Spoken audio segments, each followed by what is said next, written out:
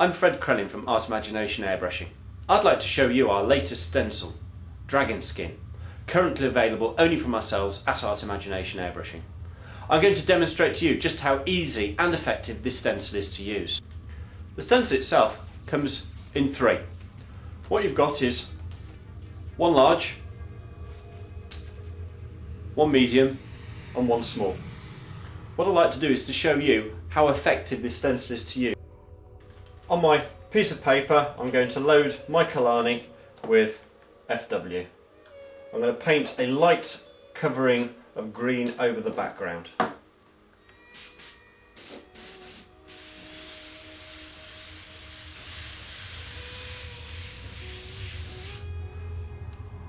Now using the stencil, I'll place this in the middle, and then again using a stronger amount of green,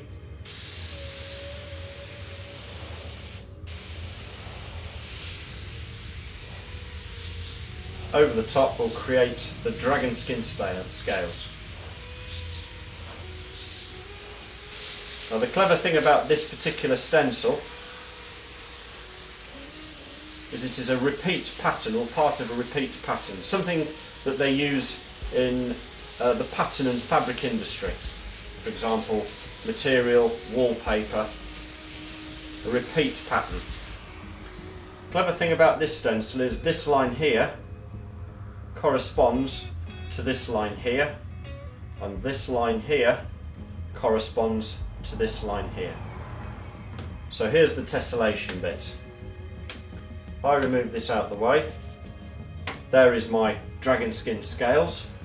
If they then move this stencil all the way over to the other edge and carefully line this up, like so, hold that in place, I can now repeat that pattern seamlessly. Basically, with just this stencil, you could in essence completely cover a wall.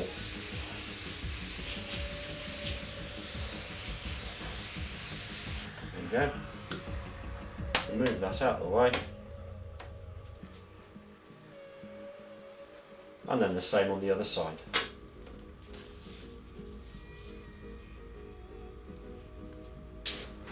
Usually good practice to avoid any overspray.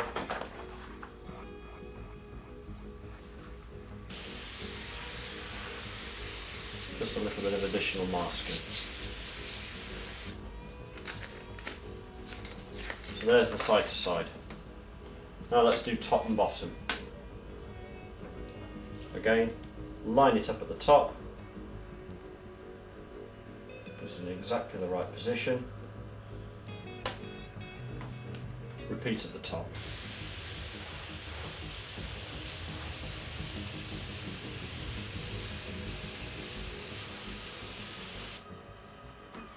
And again at the bottom.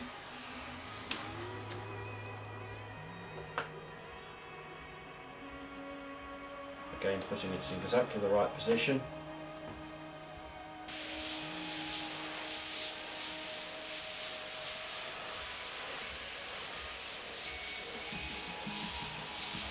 And just to show you that even the corners can be matched up as well.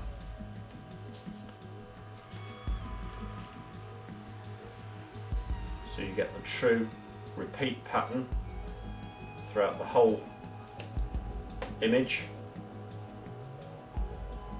Line that up.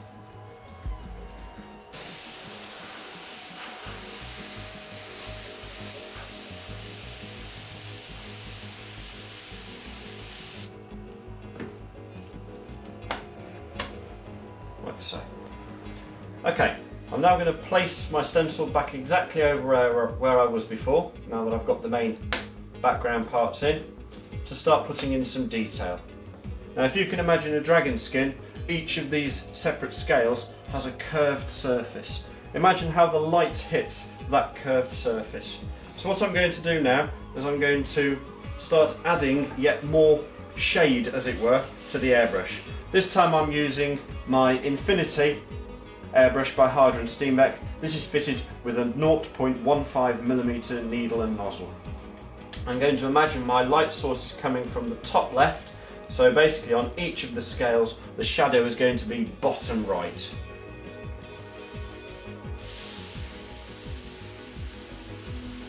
And for each scale you add an additional layer of paint.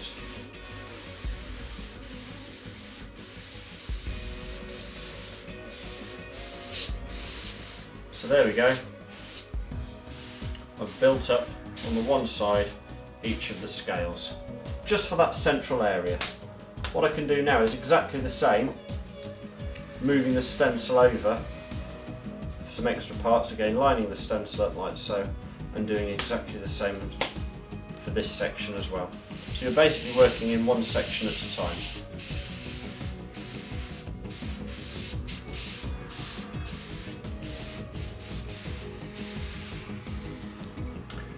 Now using opaque white by Hansa, it's the Pro Colour range of colours, I'm going to add a few drops of this white paint to my airbrush to create the highlight areas.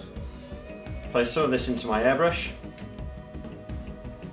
and I'm now going to paint in the highlight areas on each of the scales of the stencil once I lay that in the correct position. So again, light source, top left, don't forget that. Sure that lines up exactly.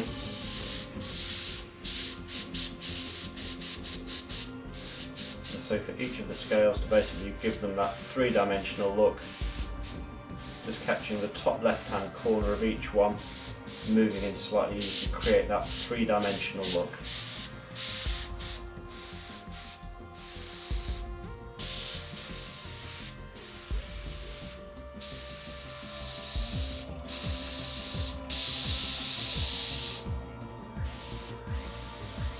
Here we go, putting the final touches now onto the highlights.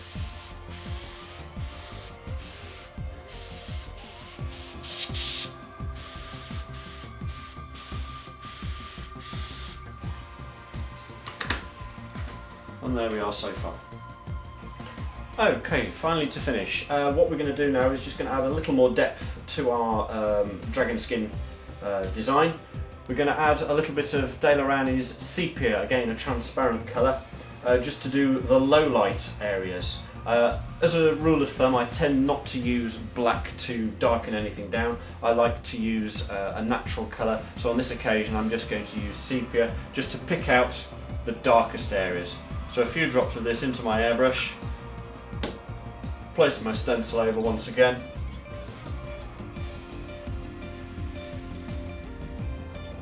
exactly the right position,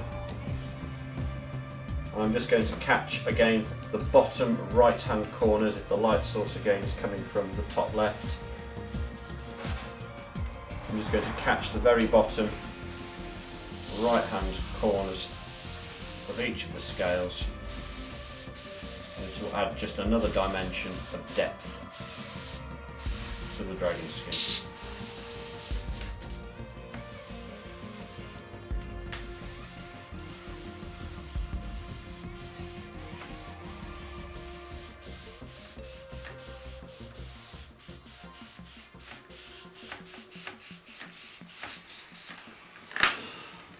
So there you have it.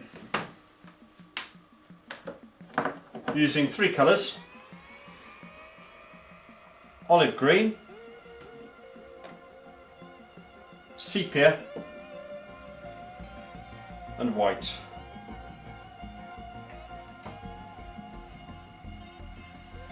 It's as easy as that.